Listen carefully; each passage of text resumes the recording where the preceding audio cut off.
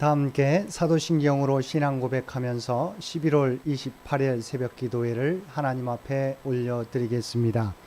전능하사 천지를 만드신 하나님 아버지를 내가 믿사오며 그 외아들 우리 주 예수 그리스도를 믿사오니 이는 성령으로 잉태하사 동정녀 마리아에게 나시고 본디오 빌라도에게 고난을 받으사 십자가에 못 박혀 죽으시고 장사한 지 사흘 만에 죽은 자 가운데서 다시 살아나시며 하늘에 오르사 전능하신 하나님 우편에 앉아 계시다가 저리로서 산자와 죽은 자를 심판하러 오시리라. 성령을 믿사오며 거룩한 공회와 성도가 서로 교통하는 것과 죄를 사하여 주시는 것과 몸이 다시 사는 것과 영원히 사는 것을 믿사옵나이다. 아멘. 우리 다 함께 찬송 274장 함께 찬송 부르시겠습니다. 찬송 274장입니다.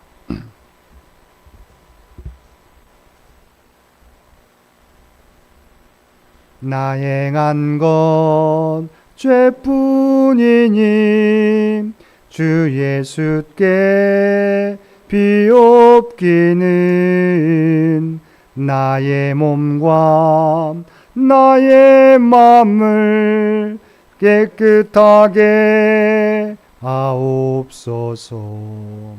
물 가지고 날 씻든지 불 가지고 데우든지 내 안과 밖 다 닦으사 내 모든 죄 멸하소서. 내 어두운 눈 밝히시니 참 기쁘고 고마우나 그보다도 원하오니 정결한 마음 주옵소서.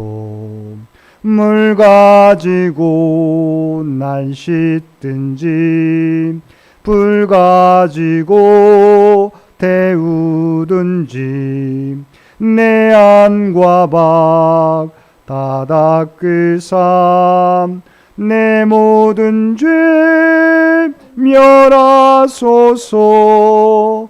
정결한 마음 그 속에서 신령한 빛 빛이 오니 이러한 마음 나 얻으면 눈까지도 밝으리라. 물 가지고 날 씻든지 불 가지고 데우든지 내 안과 밖 다 닦으사 내 모든 죄 멸하소서. 못된 행실 다 고치고 악한 생각 다 버려도 주 앞에서 정결타고 자랑치는 못하리라. 물 가지고 날 씻든지 불 가지고 데우든지 내 안과 밖 다 닦으사 내 모든 죄 멸하소서. 오늘 우리에게 주신 하나님의 말씀 구약 성경 스바냐서의 말씀입니다. 스바냐서 2장 4절에서 15절까지 말씀입니다. 제가 가지고 있는 성경 구약 성경 1307페이지 근처에 있으리라 생각합니다. 구약 성경 1307페이지 근처에 스바냐서 2장 4절에서 15절까지 말씀입니다.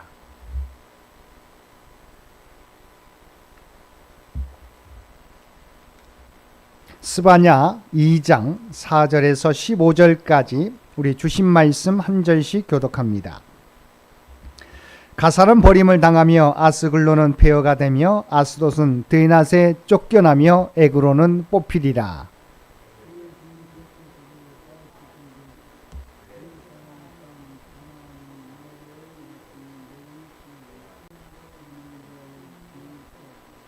해변은 풀밭이 되어 목자의 움막과 양떼의 우리가 거기에 있을 것이며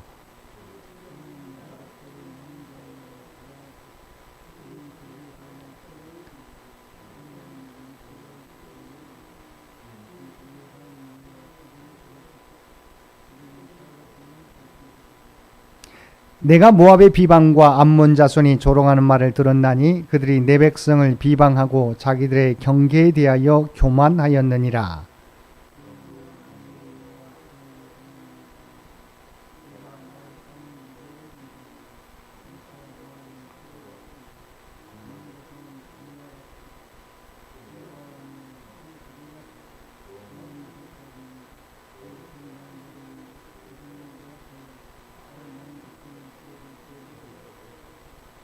그들이 이런 일을 당할 것은 그들이 만군의 여호와의 백성을 회방하고 교만하여 졌음이라.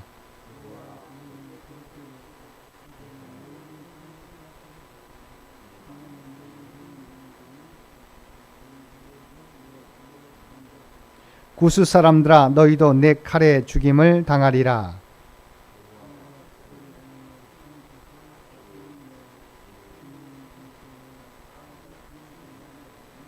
각종 짐승이 그 가운데에 때로 누울 것이며 당아와 고슴도치가 그 기둥 꼭대기에 깃들이고 그것들이 창에서 울 것이며 문턱이 적막하리니 백향목으로 지은 것이 벗겨졌음이라.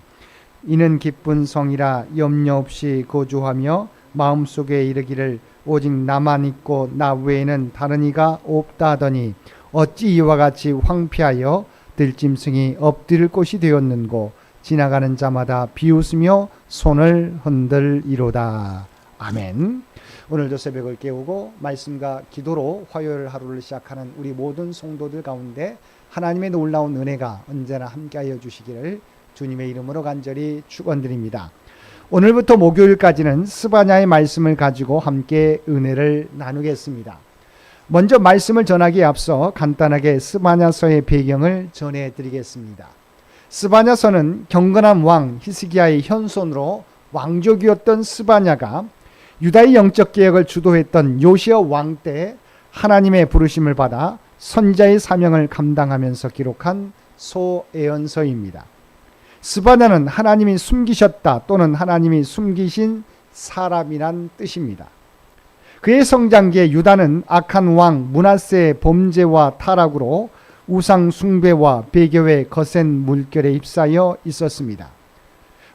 하지만 스바냐는 하나님의 보호와 은혜 아래 경건한 영성의 소유자로 성장해서 거룩한 선지자의 사명을 감당한 것입니다.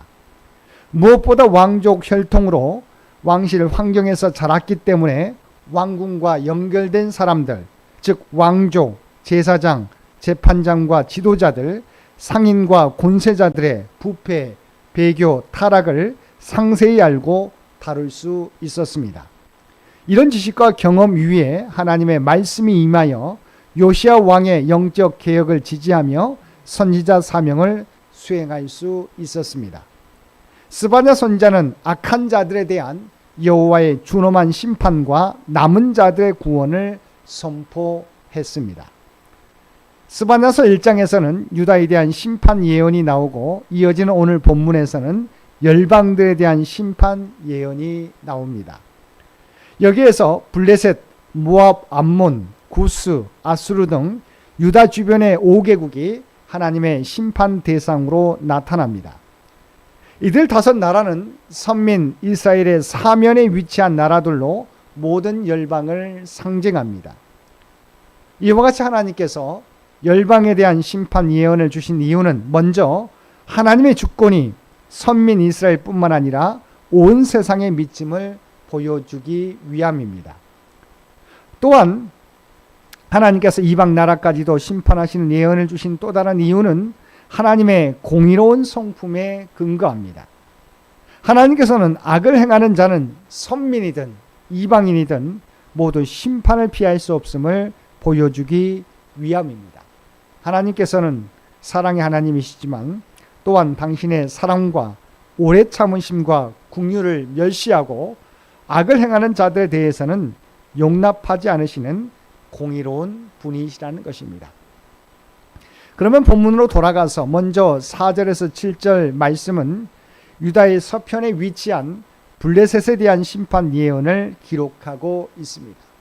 그중 4절을 보면 블레셋의 주요 도시들이 언급되고 있는데 가사와 아스글론과 아스돗과 에그론입니다. 이 네 도시는 가도와 더불어서 블레셋을 구성하는 중요한 도시 국가였습니다. 우리는 여기서 블레셋의 네 도시들에 대한 각각의 심판 예언에 대하여 주목할 필요가 있습니다. 이들 네 도시에 대한 각각의 심판 예언은 그 표현은 다르지만 결과적으로는 다 파멸에 이르게 될 것이라는 것입니다.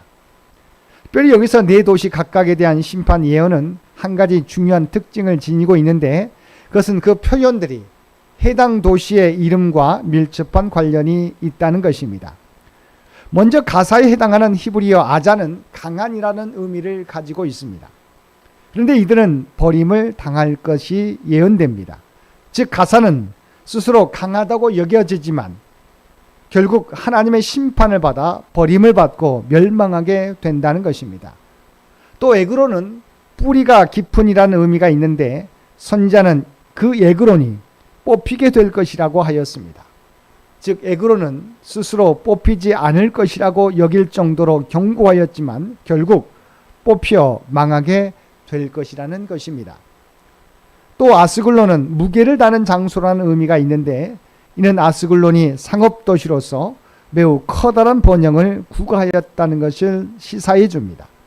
근데 스바냐 선지자는 이 아스글론이 폐허가 될 것이라고 하였습니다. 또 아스돗은 요새라는 의미가 있는데 선지자는 이 아스돗에 대하여 대낮에 쫓겨날 것이라 예언합니다. 이는 그곳이 더 이상 안전을 보장할 수 없음을 나타낸 것입니다. 이처럼 인간이 세운 도시가 아무리 강하더라도 하나님께서 치시면 어찌할 도리가 없는 것입니다. 8절을 보면 내가 모압의 비방과 암몬 자손이 조롱하는 말을 들었나니 그들이 내 백성을 비방하고 자기들의 경계에 대하여 교만하였느니라고 하였습니다. 이는 선민의 땅을 중심으로 동쪽에 위치한 모압과 암몬에 대하여 하나님께서 선포하시는 이유가 무엇인지를 말씀한 것입니다. 8절에서는 하나님께서 모압과 암몬을 심판하시는 이유는 두 가지입니다. 하나는 하나님의 선민을 비방한 것이며 다른 하나는 선민의 국경을 침범한 것이었습니다. 여기서 선민의 국경을 침범한 것은 실제 행동으로 저지른 죄라면 선민을 비방한 것은 입술로 저지른 범죄라 할 수 있습니다.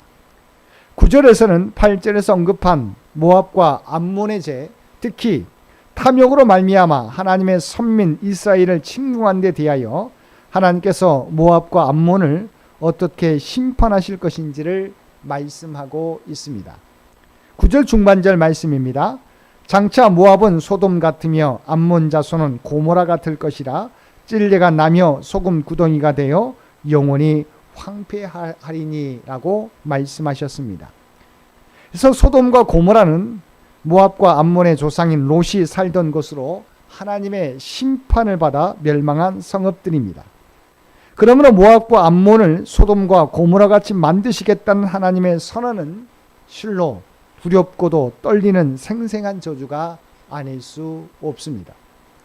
아브람과 롯의 관계만큼이나 가까워야 할 그들이 오히려 이스라엘을 대적하고 심히 타락하여 교만하였을 때 하나님의 심판을 받고 그들의 기업이 소금구덩이가 되어 영원히 황폐하게 된다는 것입니다.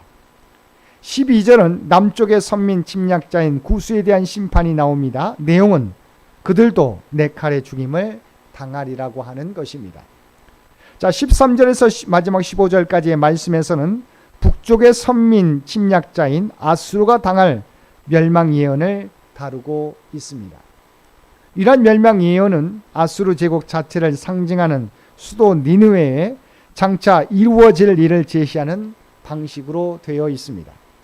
먼저 13절에서는 하나님께서 니느웨를 황폐하게 하여 사막같이 메마르게 할 것이라는 내용이 기록되어 있습니다.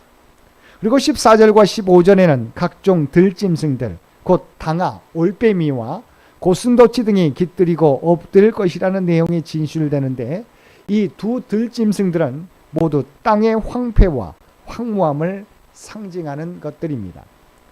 이런 아수르에 대한 심판 예언은 당시 상황을 감안할 때 참으로 놀라운 것이 아닐 수 없습니다. 고고학적 발굴에 따르면 당시 아수르의 수도 니느웨는 고대 문명의 발상지인 티그리스강과 호스르강의 합류점에 있는 현재 모슬강 건너편에 위치하였으며 그 관계시설 또한 완벽할 정도였기 때문입니다. 따라서 그 성읍에 물이 말라 광야처럼 황무한 땅이 되는 것은 당시로서는 불가능하다고 여겨질 정도였습니다. 그러나 하나님이 그 도시를 치시면 아무리 풍성한 물을 자랑할지라도 메마르고 황무한 땅이 될 수밖에 없는 것입니다.